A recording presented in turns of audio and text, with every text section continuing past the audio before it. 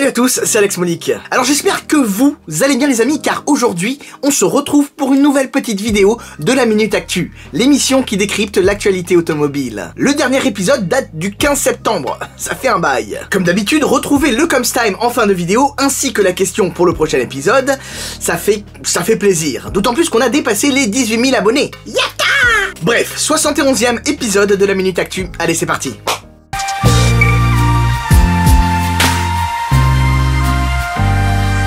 Je pense que vous ne vous imaginez même pas combien de messages je reçois à propos de la Venom F5 de NSI. Toujours à vouloir que j'en parle, alors que, très sincèrement, il n'y a pas grand chose à dire depuis que la voiture a été dévoilée en 2017. Enfin, maintenant si. Maintenant, il y a du nouveau. Maintenant, il y a des trucs à dire. Car en effet, on a appris qu'NSI était en phase finale de développement de son moteur pour la Venom F5.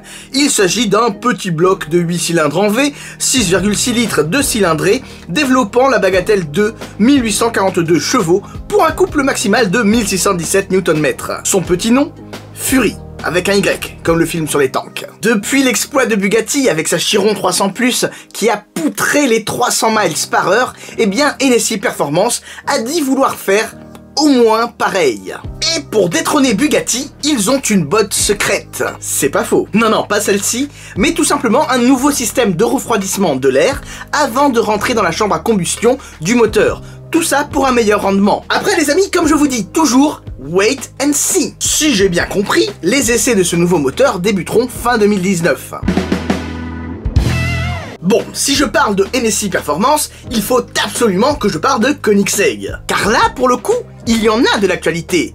Toute chaude. En effet, le constructeur suédois a battu son propre record du 0-400 km/h 0. Mais cette fois-ci, ce n'est pas en 36 secondes 44 avec une Agera RS dans le désert du Nevada, mais en 33 secondes 29 avec une Regera sur l'aérodrome de Roada. Donc, vous l'aurez compris, la Koenigsegg Regera a battu la Koenigsegg Agera RS sur cet exercice. Mais le truc assez foufou, c'est le freinage. Car il aura fallu à la Regera moins de 9 secondes pour passer de 400 km/h à l'arrêt complet du véhicule. Je te laisse imaginer les jets que tu peux te manger à ce niveau-là. Mais, ce qu'il fallait remarquer dans cette vidéo promotionnelle, c'est lorsque Christian von Koenigsegg dit que la VMAX n'est pas la raison d'être de la Regera. That's for another car. I mean, this is huge top speed, but we have faster top speed cars. Donc, ce qu'il faut comprendre par là, c'est que Koenigsegg a des véhicules qui sont davantage adaptés à la VMAX. Et là, dans le plus grand des calmes, t'as le pilote suédois Sonny Persson qui te sort... Of course. Hold my beer. Right. Et ça veut tout dire. Si vous êtes dans la culture web, alors là, pas besoin de vous expliquer, vous avez compris. Mais pour les autres, quand il dit « hold my beer », en mode « tiens, prends ma bière », c'est en mode « attends de voir ce qui arrive ». En gros, Koenigsegg semble bel et bien prêt à battre le record de vitesse détenu jusqu'à présent par Bugatti.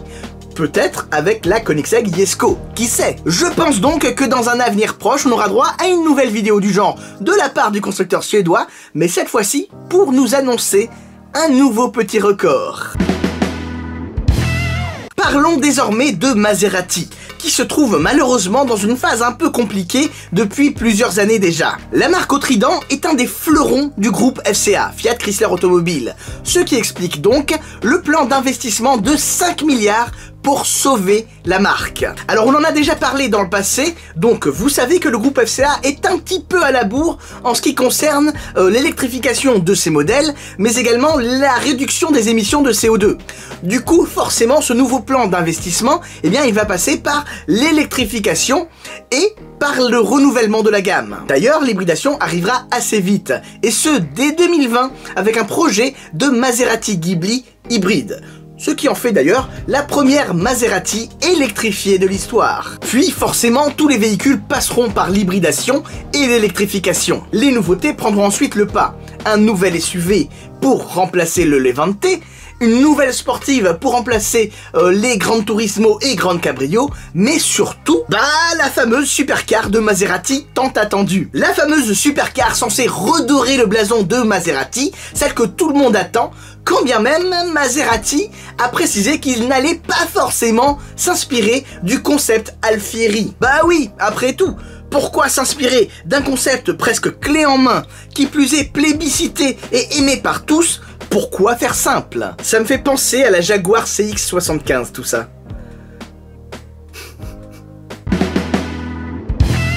Alors pour finir, très rapidement, j'ai encore envie de vous parler de Suédois. Mais il s'agit d'un joueur de foot cette fois-ci. Le fameux, l'unique, le grand Zlatan Ibrahimovic. Si vous faites partie de ceux qui ont vu ma vidéo que j'ai sortie avant la Coupe du Monde 2018 sur les voitures de footballeurs, eh bien vous savez déjà que Zlatan, c'est un mec qui aime les voitures. Et figurez-vous qu'il nous en a donné encore une fois la preuve sur les réseaux sociaux, avec ce sublime message « Happy birthday to Zlatan ». Franchement ce mec, je l'adore, c'est un killer, il s'auto-souhaite son anniversaire, avec la réception d'une Ferrari Monza SP2. Non, vraiment, j'adore ce gars, j'adore son personnage, même si, bah, c'est un petit peu la livrée de présentation, quoi. Traitez-moi de difficile, mais je trouve vraiment que les Monza SP1 et SP2 se prêtent tellement bien au tailor-made et au livret personnalisé que c'est vraiment dommage de la prendre noire avec un intérieur rouge, comme la livrée de présentation. En tout cas, ça prouve que les premières Monza commencent à être livrées, si toutefois on en doutait encore. D'ailleurs, est-ce que vous avez remarqué la petite MC12 en haut à gauche? Du coup, on s'en fout un peu, mais voilà, ça me fait penser que la voiture de Zlatan est encore en Italie, au même endroit où Greg B23 garde ses voitures. Pourquoi? Car la MC12 comme ça, eh bien ça me fait penser à la MC12 de Greg, avec vous savez, les fameuses housses protectrices qui épousent les formes de la voiture, avec un design vraiment sublime. Alors on s'en fout complètement, mais c'est un détail que je trouve marrant. Voili voilou. Passons maintenant au Comes Time. Alors, avant toute chose, la question pour le prochain épisode.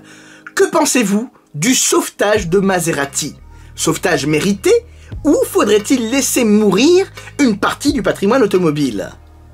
À vos claviers. Alors, dans le précédent épisode, le mois dernier quoi, je vous demandais ce que vous pensiez de l'arrivée de la Porsche Taycan dans le monde des véhicules électriques. Voici vos réactions. Je trouve que l'arrivée de la Porsche Taycan est une bonne chose, car au niveau électrique, il n'y avait pas vraiment de concurrent à Tesla. Prions pour que l'arrivée du Taycan débloque d'autres constructeurs à se tourner vers l'électrique. C'est vrai que la concurrence automobile, c'est une très bonne chose. Toute concurrence d'ailleurs, tant qu'elle est saine. La Porsche Taycan vient bousculer l'ordre établi par Tesla, et semble déjà, je pense, avoir motivé certains constructeurs. Tenez, prenez BMW, il se murmure qu'une BMW i7 serait dans les cartons. C'est bizarre venant de la part de BMW qui, visiblement, ne croit pas tant que ça à l'électrique, mais c'est une rumeur. Je trouve ça marrant que la Taycan tourne moins vite qu'une Mégane RS Trophy R, moins puissante et surtout 70 000 € moins chère. Surtout que Porsche n'a en réalité battu aucun record, mais juste un tour de référence, vu que Tesla n'a jamais envoyé une Model S claquer un temps. Alors c'est quand même assez difficile de comparer deux véhicules complètement différents. L'un est une berline confortable, et l'autre a perdu sa banquette arrière dans sa version Trophy R. Puis si, c'est un record, je vois pas pourquoi on pourrait pas qualifier cela de record, car Tesla n'y est pas encore allé. Ils ont qu'à y aller. D'ailleurs, Tesla y est allé, avec la Model S Plaid. Et même s'ils sont très confiants de pouvoir battre Porsche et la Taycan, à ma connaissance, ils ne l'ont toujours pas fait. En revanche, il y a cette photo assez marrante qui circule de la Tesla Model S Plaid en panne avec la Porsche Taycan qui passe à côté. Voilà, la vidéo est terminée, j'espère qu'elle vous aura plu. N'hésitez pas à laisser des commentaires, à vous exprimer et à partager la vidéo avec vos amis. Puis si vous êtes curieux, eh bien allez fouiller sur ma chaîne YouTube. Je suis persuadé qu'il y a tout un tas de vidéos que vous n'avez pas encore vues. Ou encore directement aller voir celle-ci, ou celle-là. Quant à la vidéo en haut à droite, eh bien les algorithmes YouTube pensent qu'elle va vous plaire. Mais surtout ne l'oubliez pas, on n'a peut-être pas la même voiture, mais on a la même passion. Sur ce, je vous dis à très bientôt, ciao ciao.